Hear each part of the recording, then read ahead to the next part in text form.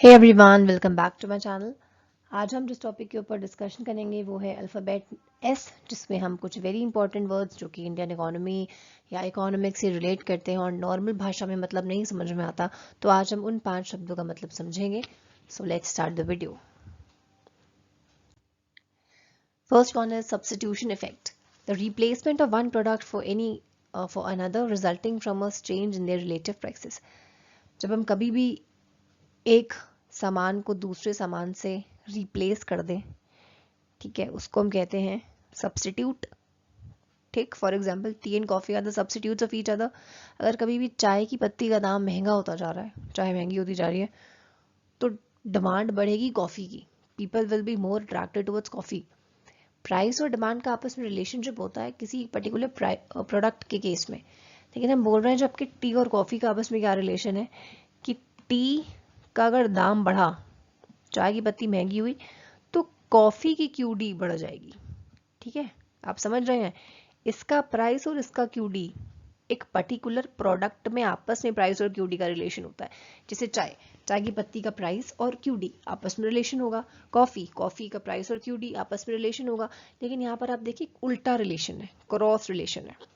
ठीक है, चाय की पत्ती महंगी हो जाने से कॉफी की डिमांड बढ़ जाती है। तो कभी भी आप अगर आप इन्हें रिप्लेस करने जाओगे, चाय पत्ती महंगी लग रही है हम कॉफी ले लेंगे, तो उस केस में फिर रिलेटिव प्राइसेस में भी चेंज हो जाता है, जिसको हम कहते हैं सब्स्टिट्यूशन इफेक्ट। और ये केवल सब्स्टिट्यूट प्रोडक्ट्स में होता है, जो सामान एक दूसरे के सब्स्टिट्यूट है। कह रहे चलो कोका कोला नहीं है तो चलो पेप्सी पी लेते हैं, तो एक दूसरे के सब्स्टिट्यूट जब होंगे तभी वाली चीज होती है। Then comes sunk cost, the cost in commercial activities that have been incurred and cannot be reversed। ये वो वाला पैसा होता है जो हम किसी प्रोडक्शन एक्टिविटी को कर रहे हैं और हमने वो काम कर दिया, वो खर्चा कर दिया, अब वो रिवर्स नहीं हो सकता। मतलब संक मतलब डूब जाना, तो पैसा डूब गया। जैसे कि एडवर्टाइजमेंट पर बड़ा भारी खर्च कर लिया, रिसर्च एंड डेवलपमेंट में बड़ा भारी खर्च कर लिया, तो एक बार कर लिया तो भाई कर लिया, क्या वो दोबारा आपको मिल सकता है पैसा? नहीं। That cost will be known as sunk cost. Sunk costs are big deterrent to new entrants in the commercial world, as after the venture has failed, these costs cannot be recovered. There is no two-way process here। यहाँ पे किसी भी तरह का two-way process नहीं है।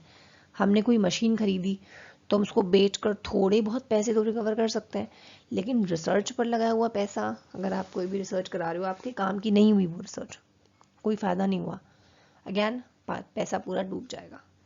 तो वो सारी चीज़ें आपने जो भी एडवर्टाइजमेंट कराया, आपने कोई नया सामान बनाया, आपने उसका एडवर्टाइजमेंट सलमान खान से करवा दिया, लेकिन सामान की सेल नहीं बढ़ी, तो भाई सलमान खान तो पैसे लेगा ही आपसे।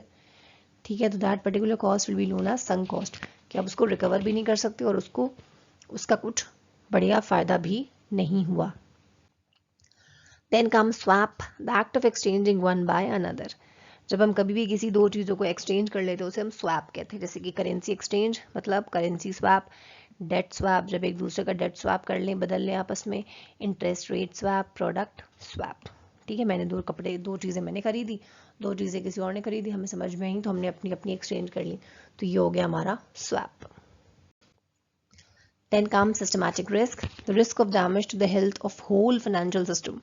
In modern financial world, the collapse of one bank could bring down the whole financial system. जब भी कभी आपके फाइनेंशियल सिस्टम या फिर बैंकिंग सिस्टम पर कोई भी खतरा मंडराने लगे, तो एक बैंक के ऊपर अगर आफत आई है तो आप समझ लीजिए कि सब हिल जाते हैं। ठीक है, तो इस तरह के रिस्क को जो एक बैंक के ऊपर मंडरा रहा है, तो वो बाकी बैंक्स की भी हालत ना खराब कर दे, that risk is known as systematic risk. किसी भी एक बैंक को ज़रा सा भी अगर डैमेज पहुंचा, डैमेज किस तरह का डैमेज होगा? ऑब्वियसली फाइनेंशियल डैमेज होगा। अगर उसके एनपीज बहुत ज़्यादा बढ़ गए हैं, उसके पास पैसे नहीं बचे हैं, तो ये रिस्क फिर बाकी बैंक्स के ऊपर भी हो सकता है। थोड़ा बहुत इंप्रेशन तो डालेगा ही, तो that impression is known as systematic risk, जो कि आपके पूरे के पूरे देश के फाइनेंशियल सिस्टम को गिरा देगा। Okay, then comes